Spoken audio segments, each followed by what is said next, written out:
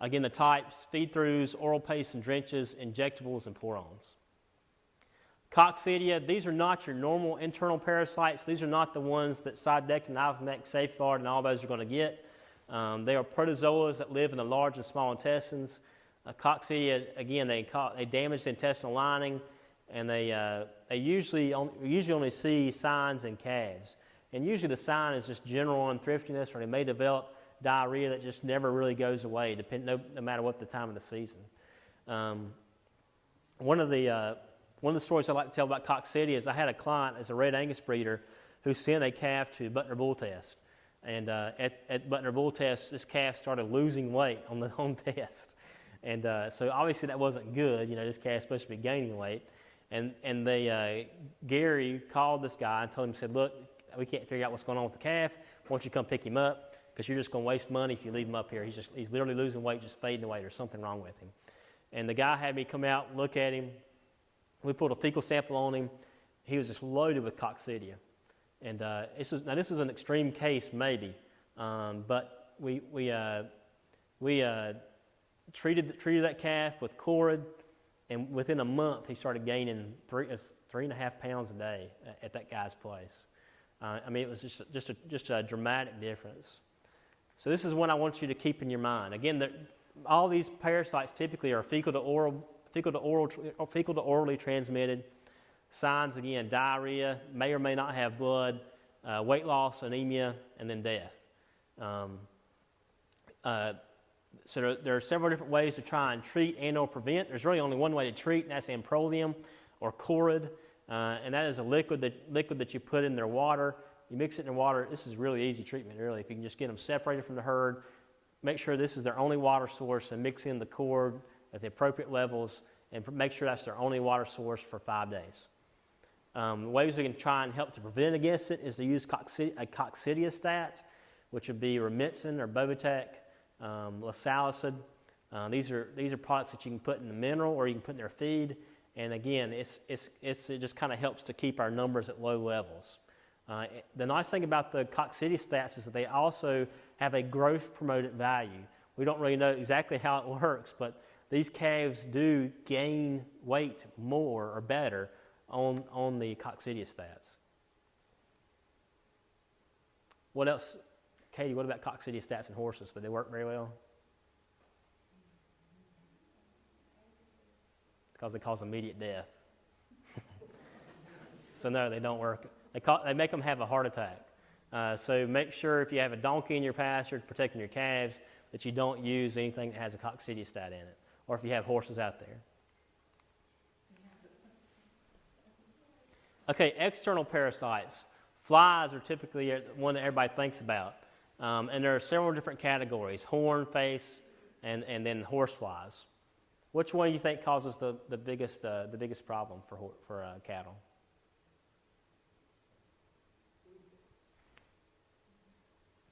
Which one? I think it's probably horn flies.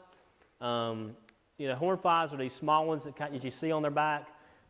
They've done enough research. I don't know who the poor student was that did this research, but they had this poor student that was a sucker that they counted the number of flies on a group of cattle, and what they figured out is if they have more than 200 per side, that they cause significant weight loss.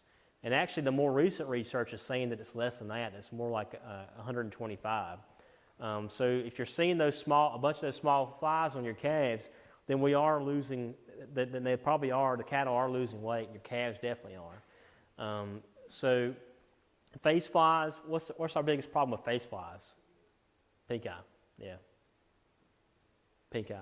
And face flies will kind of drive them crazy too. I mean, they just constantly flapping their face back and forth. You'll see some of them, they'll get in the cedar trees and they'll just kind of rub their face in the cedar trees. Horse flies are usually more of a nuisance to us. It doesn't bother the cows typically quite as bad, but they still are a nuisance. There are many different ways to do fly control. I like to do a multifaceted approach. I really like what we've started doing on our herd is we first start our feed through fly control products They're called IGRs, or insect growth regulators, that you can put in a mineral or you can put it in their feed. It's easier and cheaper usually to put it in their mineral.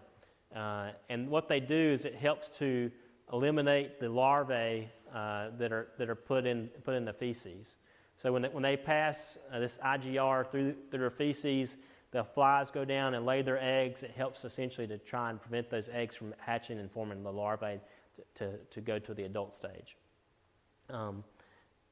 Again, most of your major mineral distributors, Southern States, Nutrena, Purina, all have a mineral design with an IGR, or this insect growth regulator, in it. We've had a lot of success with that. I also like to actually use, on my herd, I like to use the insecticide ear tags or fly tags.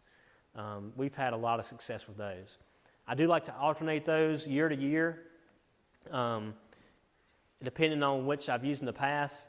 This is something actually where you can utilize us because we do keep up with the different ingredients in them, and so if you work with us, we help to tell you which one to use year to year to try and switch up the drugs that are embedded in those tags. Does that latex rotation for those 4 different tags? Those are pretty good. Yes, pretty good rotation. Yeah. Anybody have any questions about that? Yes.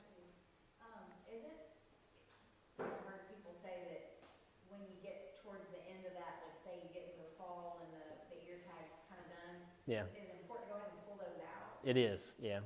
Is it the same principles with the dewormers if they're getting the low levels? They are. Those tags do eventually wear out and they get to a low level.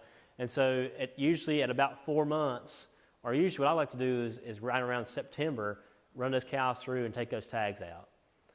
I don't like to do it in August because it's hot, and I don't like to be out there, and I know the cows don't. So make sure you take those tags out each year, put them in a trash bag, and throw them away. Don't just cut them out and leave them right there on the facility because you're still exposing flies to low levels. So cut them out, put them in a trash bag, and throw them away. That's a good question. A lot of people also use back rubs and dust bags. These actually still work really well. But make sure when you're using these that you put them in an area where the cattle will go through. It drives me crazy when I go out to a farm and people just got them tied between 2 trees out in the middle of a pasture, and there's nothing around the tree. So you're really just not being effective at all. If you're going to use a back rub, dust bags, or some of those type products, you need to try and work it so that they have to walk through it to get water, or they have to walk through it to get some kind of feed, or move from pasture to pasture. That's where those work really well. I think you use some of those, don't you, Jamie? Going into your barn, and they still work really well. You also can use some premises sprays. I don't usually use these, but if you have areas where maybe you have compost, or areas where the cattle are really concentrated, so like a feedlot situation, then a premises spray actually will help you out a lot. Any questions about those? Mike, I see you pondering. Lice, has anybody ever seen lice? I think this year has been the worst year for me for lice. I don't know why. But every farm I go to, there's usually some bad cases. Katie and I were torching some of my dad's cattle for a sale. And I don't know if y'all have ever seen that. When we're going to put a cattle on a sale and they have a lot of hair on them, we'll kind of clip them up, and then it's literally a propane torch with a special device on it to try and singe that hair back and try to make them look good. And Katie and I were out at my dad's torching some, and we didn't see the lice until that torch hit that hair. And as soon as the torch hit the hair, that hair just blew up. It was just gone. And we had left big old patches on them so everybody could see. That didn't work so well for us.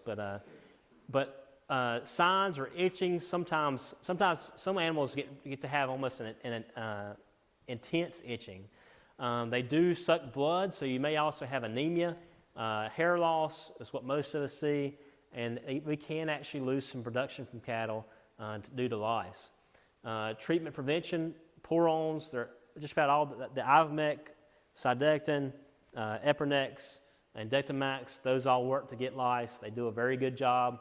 There are also some other products specifically designed for lice that are a little bit cheaper, like Lysol, that work really well for lice. Again, your dust bags, rubs, and sprays all tend to work pretty well for lice.